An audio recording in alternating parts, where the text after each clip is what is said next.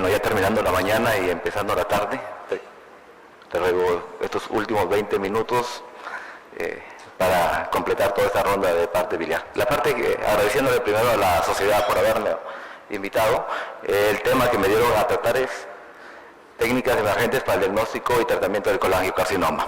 Una patología que en realidad es poco frecuente, pero cuyo manejo es bastante difícil. ¿Qué tópicos vamos a tratar? Generalidades, diagnóstico laboratorial y de imágenes, alcances de la CEPRE previas a la endoscopía intraductal, que es lo que ha venido a marcar bastante diferencia, ¿no? Cuando ha venido la colangioscopía o endoscopía intraductal. ¿Cómo esto de la endoscopía intraductal o colangioscopía? ¿Cuál es el rol en el paciente? Sobre todo diagnóstico y también en el paciente potencialmente quirúrgico.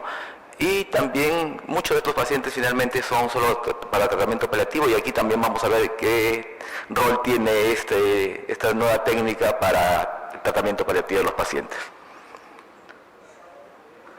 Sobre generalidades del colangiocarcinoma, bueno, sabemos que surgen de las células epiteliales de la vía biliar, tanto desde la parte distal hasta la vía biliar intrahepática. Representan el 3% de las neoplasias malignas digestivas, aparentemente no es mucho, pero es la segunda causa de las neoplasias malignas hepáticas, después del hepatocarcinoma, sobre todo el colangiocarcinoma intrahepático. La sobrevida es tan baja como en el cáncer de páncreas que estuvo hablando temprano, a 5 años es menos de 10%. Realmente no tenemos estadísticas en nuestro hospital. Por lo general, el paciente que venía con colangiocarcinoma o sospechábamos de colangiocarcinoma iba a su casa con su drenaje biliar externo y no hacíamos mayor cosa. Los factores el más del 90% de los pacientes son adenocarcinomas, es lo más frecuente, cuando ahora ya tenemos algunos pacientes con anatomía patológica o cuando los pocos pacientes que se operan. Y los factores de riesgos en el mundo occidental, lo más frecuente es la colangitis esclerosante primaria, por eso hay que tener bastante cuidado con nuestros pacientes, lo que nosotros vemos más pacientes con colitis ulcerativa, un porcentaje de ellos no muy alto, pero pueden cursar también con colangitis esclerosante primaria, la enfermedad hepática fibroquística y parasitosis, que es más frecuente en la parte oriental, ¿no? En Tailandia, en el sudeste asiático. Otras causas, la litiasis intrahepática, la papilomatosis, que la podemos detectar a tiempo, que son lesiones premalignas, entre otros. Para recordar un poquito sobre la anatomía, estábamos hablando que la vía biliar puede ser tanto intrahepática como extrahepática. Bueno, lo que clásicamente antes de la colangioscopía se ha conocido es, bueno, que las causas del colangiocarcinoma pueden ser a 3 niveles, ¿no? A un nivel intrahepático, que es el con suerte el menos frecuente, menos del 10% de los casos, pero que en alguna estadística está aumentando. En segundo lugar, el iliar, que es el cual me voy a enfocar más y es en el cual queremos trabajar más, en el cual es en el que nos va a ayudar más la colangioscopía intraductal, que representa el 60 a 70%, y para recordar que son aquellos que clásicamente tenían esta clasificación de Bismuth, que les ayuda bastante a los cirujanos, pero a nosotros los gastroenterólogos por las clásicas colangiografías que hacemos durante la CEPRE, las hemos diagnosticado por mucho tiempo, ¿no? El tipo 1, todo esto hay que tener que ver que son por encima, teniendo en cuenta el hepático común, la confluencia y el hepático derecho del izquierdo. Hay que tener esa parte tener claro esta parte anatómica, y vamos a ver el tipo 1, que generalmente es aquel que está por encima de la confluencia del ducto cístico, pero que no llega a tomar la confluencia. El tipo 2, en el cual sí llega hasta la confluencia, pero no la sobrepasa, y el tipo 3, que lo clasifican en dos tipos, el 3A, en el cual sobrepasa la confluencia hacia el hepático derecho, el tipo 3B hacia el hepático izquierdo, y el 4, en aquel en el cual la lesión se encuentra a todo nivel. Lo más importante y los cuales probablemente podrían tener un rol en la cirugía son los tipos 1 y 2. En cuanto a la evaluación diagnóstica, todos lo sabemos, la presentación clínica, esto lo vamos a pasar rápido. Ictericia, generalmente pasa el paciente mayor con ictericia indolora, prurito, dolor abdominal, pérdida de peso, coluria, los test serológicos, el perfil hepático clásico, acá el perfil de colestasis, el CA19-9, en el estudio en el Hospital Realetti tuvimos que tener una sensibilidad del 70% para colangiocarcinoma. Y últimamente también la interleuquina 6, pero que no la tenemos, ¿verdad? Están haciéndose trabajos en futuro, sobre todo en pacientes con colangitis esclerosante primaria. En cuanto a la radiología, el doctor Rivas ya nos dijo bastante sobre la radiología y sabemos que la resonancia magnética con reconstrucción de la vía biliar, pues es la mejor herramienta y sí la tenemos en la mayoría de nuestros hospitales. El PET scan, la tomografía también nos va a ayudar, el PET scan también es de bastante ayuda, pero es una ayuda bastante cara, no onerosa para nuestro medio. Estas imágenes ya el doctor Rivas en realidad ya habló bastante, pero lo que los gastroenterólogos más o los clínicos vemos más en realidad las partes de la reconstrucción, porque nos es difícil algunas veces ver la parte multiplanar, ¿no? Que mayormente vemos estas zonas de amputación a nivel proximal o distal. Ya el doctor Rivas habló bastante de esto, vamos a continuar. Y lo que todos los gastroenterólogos que hacemos vía biliar, aquí en el Perú también es... en la evaluación diagnóstica lo primero que hacemos fue la citología de cepillado. Creo que todos los que hacemos vías biliares hemos hecho citología de cepillado. En el hospital también lo hemos hecho, algunas épocas tenemos el cepillo, nos ayuda y en realidad la ayuda de diagnóstico no nos ha pasado más allá del 30% cuando hemos evaluado. Acá tenemos algunas estadísticas en este metaanálisis en el cual encontramos que la sensibilidad en realidad la más alta es del 60%, pero en realidad en promedio es de 42%, una sensibilidad y la mayoría no pasa de 30 a 35%. Finalmente es bastante baja, la especificidad sí es alta, pues no, porque estamos hablando de cáncer de vías biliares. Igual es algo que en realidad probablemente algunos endoscopistas lo han hecho aquí en el Perú, pero nosotros, por lo menos yo no tengo experiencia, he visto algunas, solamente me han recibido algunas veces, pero también hay algunos, en algunos centros ingresan con biopsias, no biopsias endobiliares, pero tienen que ser para hacer biopsias tienen que ser especiales ¿cómo se llama? Las agujas de esto de acá, porque es técnicamente difícil y la sensibilidad es bastante baja y también las complicaciones pueden ser altas, ¿no?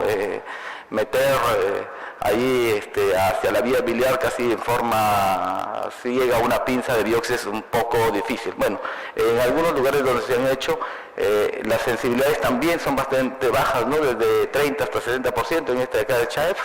Sin embargo, tiene una sensibilidad promedio de 48%, las especificidades también son altas, que tenemos una visión por CEPRE de la pinza, como está diciendo, es un tanto ciega, la fluoroscopía nos ayuda, pero tampoco no nos puede ayudar del todo. Algo que también se hace algunas veces, estamos haciendo, pocas veces en el hospital no lo hacemos, pero en el hospital relativo no lo hacemos, pero también lo hacen en algunos medios, es la ayuda en realidad de las tecnologías moleculares. Lo malo que son bastante costosas y se basan sobre todo en sondas de ADN marcadas con fluorescencia, que es el clásico FISH, y sobre todo se usan para examinar las células en busca de alteraciones cromosómicas. Estas tecnologías tampoco no han pasado de sensibilidades mayores del 50%, o sea, nos seguimos quedando cortos en el diagnóstico certero y concreto del colangiocarcinoma, y algunos estudios también han buscado la combinación, ¿no? del cepillado, de las biopsias y de FISH, y en algunos estudios han mejorado la sensibilidad hasta el 70%, pero esto es bastante tedioso al paciente hacerle todas estas cosas, ¿no? Y también es costoso. El ultrasonido, que también se ha hablado, con toma de biopsia y el ultrasonido intraductal, en realidad sí nos ayuda bastante, pero más que todo para el colangiocarcinoma distal, ¿no? Y sobre todo el objetivo es determinar qué candidatos van a ser quirúrgicos. La exactitud para el la valoración T de la clasificación TNM, en realidad para el ultrasonido es del 54% y el ultrasonido intraductal el 78%. Lamentablemente el ultrasonido intraductal es bastante costoso, parece que aquí en el Perú no creo que lo tengamos, y con el avenimiento de la colangioscopía ha quedado bastante venido a menos. El ultrasonido endoscópico tiene más sensibilidad para lesiones distales, para adenopatías, metástasis hepáticas, y porque nos agrega la posibilidad de biopsia tanto con aguja de FNA como aguja de FNB, que es más histológica. El IDU sí nos ayuda porque nos da extensión longitudinal del tumor, invasión tumoral, si hay invasión tumoral a la vena porta, a las arterias. La desventaja es que no toma muestra, la desventaja que es bastante cara y en realidad no es como estaba diciendo, ya con otros nuevos métodos nos tenemos de mayor ayuda. Acá tenemos algunas imágenes de ecoendoscopía, ¿no? Acá tenemos el conducto, el colédoco, la vena porta, los vasos, y acá tenemos esta lesión en la cual vemos que están tomándole una biopsia, ¿no? Un colangiocarcinoma distal que está dentro del grupo de las lesiones periampulares. Ahí sí nos ayuda bastante el ultrasonido. Y acá tenemos otra imagen que estoy ya tomada de la literatura con el IDOS, con la ultrasonografía intraductal.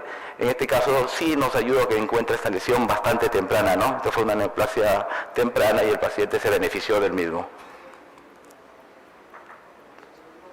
La siguiente tópico que vamos a tratar es sobre la endoscopia intraductal, que es realmente la parte más importante, lo que tenemos en algunos hospitales y lo que se está desarrollando aquí en nuestro país.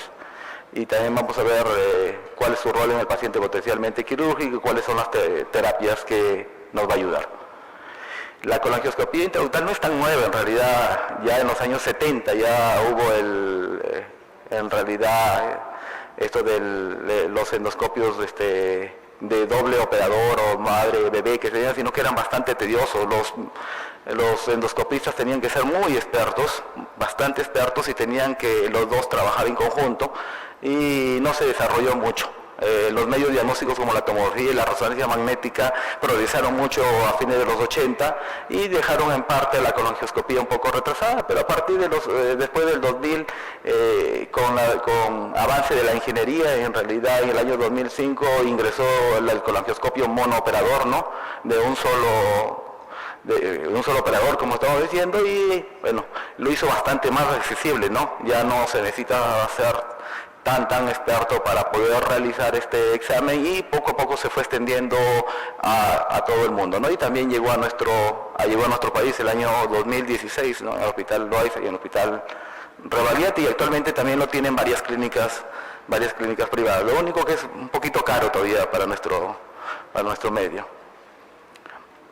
Acá tenemos algunos ejemplos del operador dual, el que tenemos nosotros acá en nuestro medio, y el de vibración directa, que también es un poco difícil, ¿no? Para que ingrese esto. Pero ya se están desarrollando nuevos sistemas, nuevos equipos, las casas están preparando nuevos equipos, y que probablemente en el futuro vamos a tener mayor rendimiento de estos equipos.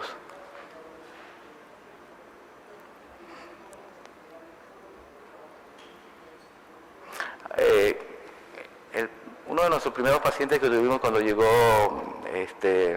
el doctor Gómez a darnos una pequeña capacitación al hospital, bueno, él nos refirió, y eso lo encontramos en la práctica, que bueno, ingresar el colangioscopio no es difícil, ¿no? Con uno o dos ingresos es como ingresar una prótesis, ¿no?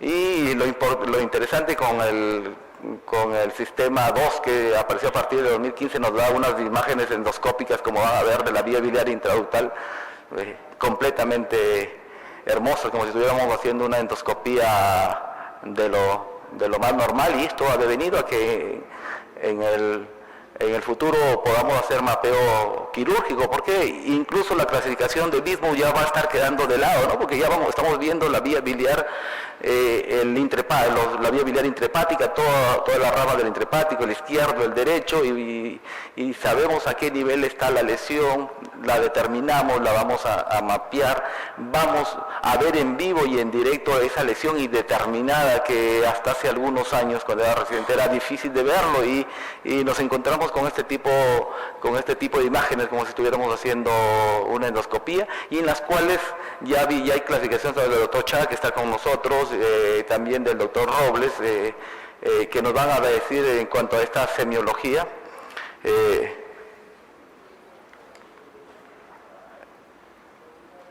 Y en los primeros estudios de biopsia, como todo en la vida, la visión endoscópica, la sensibilidad era bastante alta, pero la sensibilidad de la colangioscopía era bastante alta, pero la sensibilidad de la biopsia dirigida era realmente algunas veces entre 60 y 70%. Esto porque todavía no se tenía mucha experiencia, la toma de biopsia es un tanto difícil, el ingreso eso hemos tenido nosotros también en el hospital,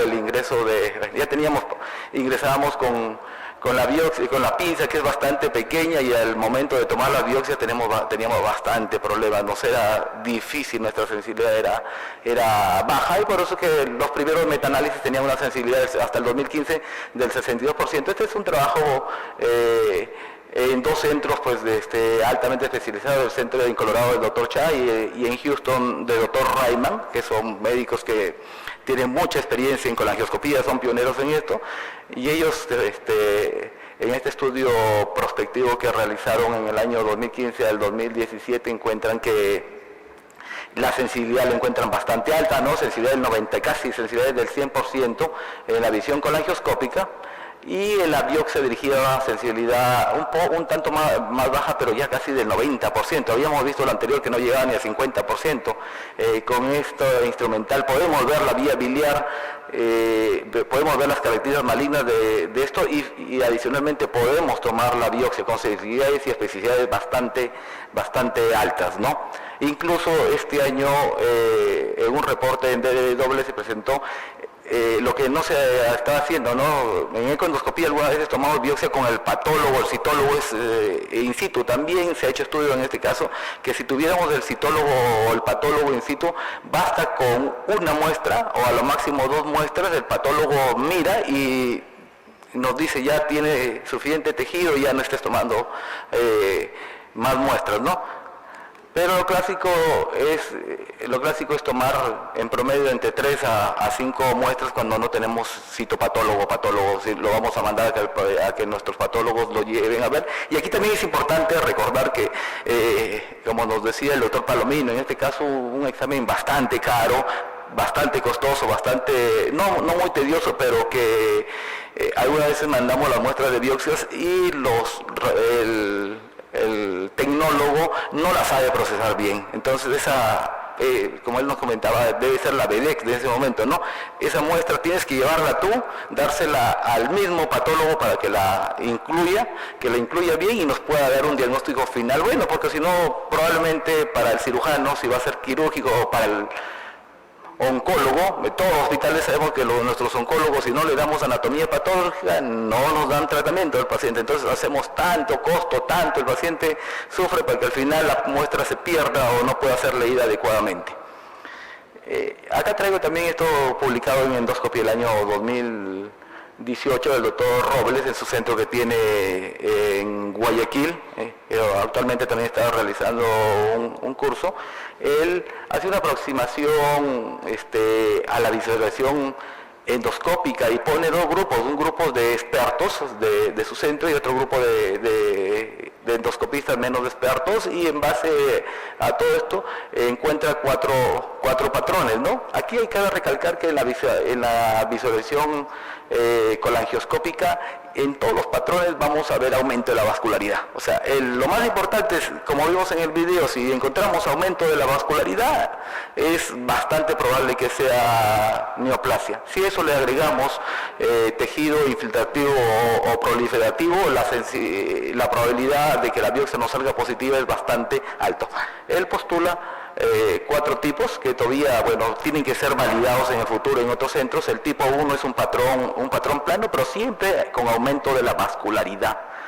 Un tipo 2 en el cual es un patrón más pediculado, más proliferativo, es el clásico, el cual nosotros nos es más fácil reconocer, pero también con aumento de vascularidad. El tipo 3, un patrón ulcerado, que también nos da bastante a la visión colangioscópica de ser de malignidad, también con aumento de la vascularidad. Y un tipo 4 en panal de Bejas, que es un poco más difícil en pacientes, sobre todo que tienen colangiocarcinomas de cirros, ¿no? Y esto lo llevó a comparar en su estudio lo que hace, comparó la visión por colangioscopía con valores muy parecidos al estudio del doctor Cha, y a los cuales con niveles de confianza bastante altas, y también al momento de la biopsia guiada por la colonoscopía encontró que la relación era bastante alta, ¿no? Con la toma de hasta 3 biopsias que él tiene en promedio encontró una sensibilidad mayor de 80%, bastante alta para colangiocarcinoma. con valores predictivos bastante altos. ¿En qué más nos ha venido a ayudar la colangioscopía, ¿no? Sobre la aproximación terapéutica, la resección quirúrgica? Habíamos dicho que menos del 10% de los pacientes pueden ir a cirugía, pero en realidad la cirugía es la única posibilidad de cura, pero más del 70-80% y en nuestro medio del 90% ya no son resecables al diagnóstico, y la sobrevida es bastante baja. A 5 años casi todos los pacientes se han muerto. Aún en pacientes con potencial resección curativa, los márgenes libres de tumor son bastante bajos. Entonces aquí nos va a ayudar la colangioscopía, porque nos va a dar un mapeo más exacto. Y también otras cosas que podemos ver, que en lo posible, si algún paciente va a ser potencialmente quirúrgico, no drenar al paciente, solo drenarlo si el paciente está en colangitis o es muy necesario drenarlo, ¿no? Lo mismo que se ve también, y hablamos bastante con los de grupo de páncreas, ¿no? Pacientes, si se le va a operar pronto, en menos de 2 semanas, es preferible no drenarlo, ¿no? Los cirujanos prefieren paciente que no lo drenemos si es que lo van a operar rápidamente y el paciente está por lo menos estable y no está en colangitis. No hay consenso para trasplante en pacientes con colangiocarcinoma. Acá tenemos también este caso también de nuestro hospital, ¿no? Y acá lo que estaba diciendo, no siempre el patrón vascular, la estenosis, la infiltración. Esta era una paciente joven, la cual tenía esta lesión a nivel de hepático común y colédoco proximal.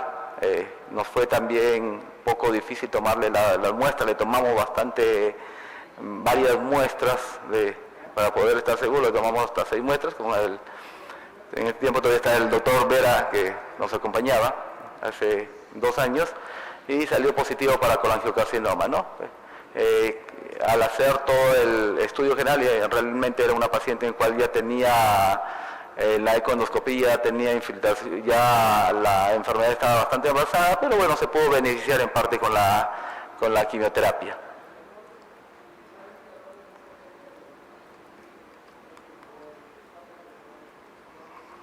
Les estaba hablando sobre el mapeo preoperatorio en colangiocarcinoma. Este es un estudio prospectivo muy interesante, en el cual a 105 pacientes, también en centros de Estados Unidos, a 105 pacientes que tenían probabilidades de ser operados, los llevaron a colangioscopía. El éxito técnico del 100%, estamos diciendo que no es difícil ingresar el colangioscopio. Pero lo interesante es que acá la colangioterapia cambió el plan quirúrgico en 32 pacientes, ¿no? A 26 les evitó la cirugía porque eran pacientes en los cuales con la colangioterapia previa o con los exámenes previos se pensaba que la lesión no tomaba los intrahepáticos, pero que en la colangioterapia ya se vio que eran lesiones que sobrepasaban la misma, y también ayudó en que se haga una cirugía menos extensa en 6 pacientes. En total, hubo correlación bastante alta de la colangioscopía con la cirugía en 86%, y la colangioscopía cambió el plan quirúrgico en 30%. A 26 pacientes ya no se operaron porque ya no era necesario, no iba a ayudar la cirugía, y en 6 pacientes la cirugía fue menos extensa de la cual se iba a hacer inicialmente. Finalmente, como estábamos diciendo, la mayor cantidad de nuestros pacientes no se van a operar, entonces hay que ver qué terapias paliativas. Tenemos el drenaje paliativo, sobre todo actualmente ya se está postulando que el drenaje paliativo sea con las prótesis metálicas autoexpandibles, en el hospital si las disponemos.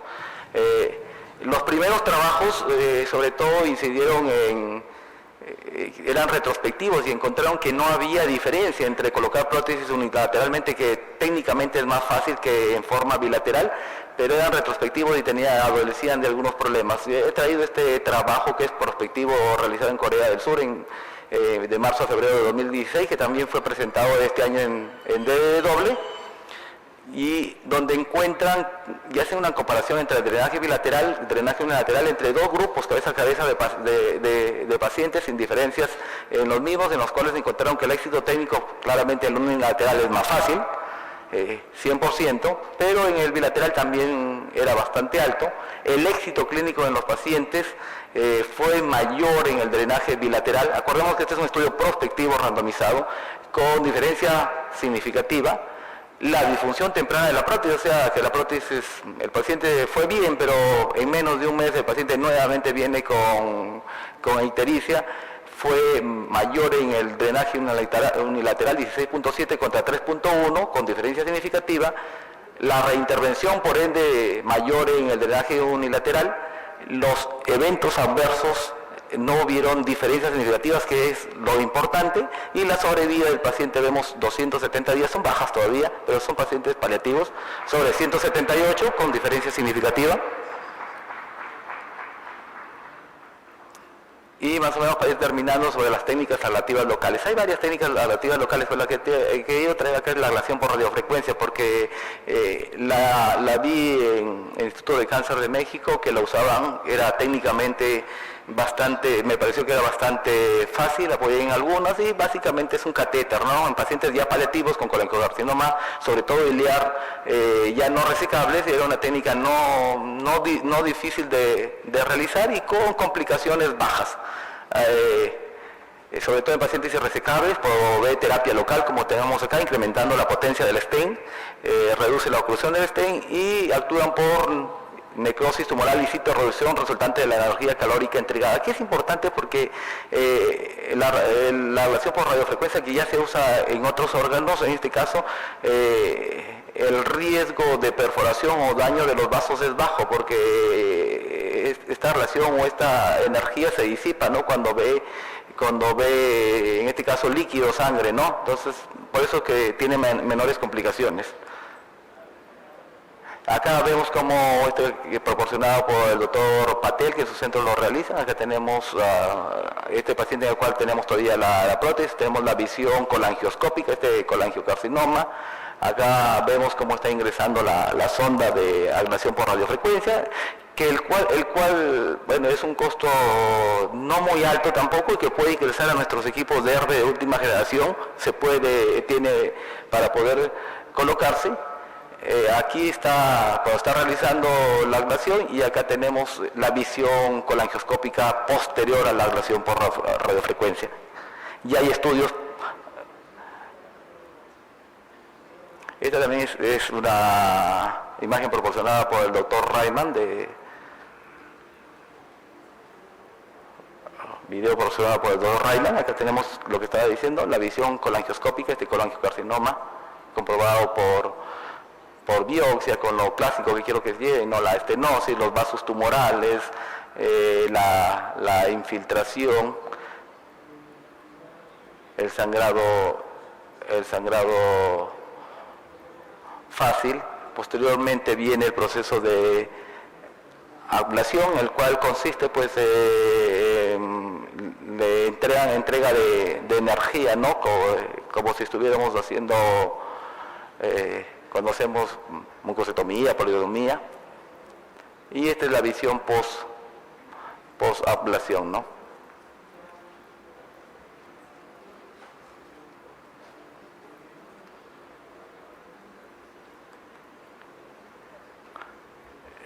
Ya hay estudios sobre la eficacia y seguridad de la ablación por radiofrecuencia, y igual manera que el drenaje. Los primeros estudios fueron retrospectivos y no se tenía mucha experiencia, y se concluía en estos trabajos retrospectivos que era bastante difícil y que las complicaciones eran muy altas. Yo he traído también este estudio que es prospectivo, aleatorizado y randomizado, que es el que también se presentó este año en pósters en DDW, donde encuentran que la ablación por radiofrecuencia sí aumenta la sobrevida, ¿no? Todavía no es muy alto, pero está esto en mejora.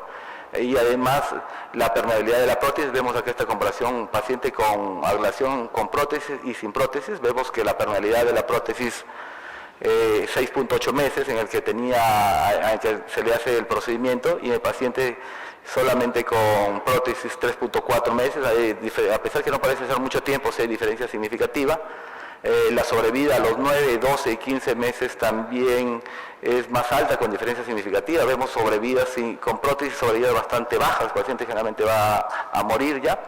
y los eventos adversos no hay diferencia significativa que si era lo que queríamos ver, que las probables complicaciones que se veían en los estudios retrospectivos. Bueno, para concluir ya la exposición, lo que quiero que lleven a casa es que el colangiocarcinoma tiene una baja sobrevida, ya lo sabemos. El diagnóstico exacto es difícil antes de la endoscopía intraductal. La visión endoscópica de la colangioscopía o endoscopía intraductal y la biopsia dirigida tienen una buena precisión diagnóstica mayor de 80%, bueno, en grupos de expertos todavía, pero eso está en aumento en todo el mundo. El mapeo preoperatorio del colangiocarcinoma es de vital importancia para definir la potencial cirugía. ¿Paciente va a ser operado, paciente no va a ser operado, o le vamos a hacer una operación menos cruenta o probablemente una operación más grande? Y que en obstrucción maligna no resecable, el tratamiento de elección es la terapia dual, con ablación por radiofrecuencia y drenaje bilateral con prótesis metálicas autoexpandibles no cubiertas, que es lo último también, que son prótesis no cubiertas y tienen la ventaja de ser un poco más económicas, menos costosas que las cubiertas. Es todo lo que traía el día de hoy. Agradecer enormemente a la sociedad por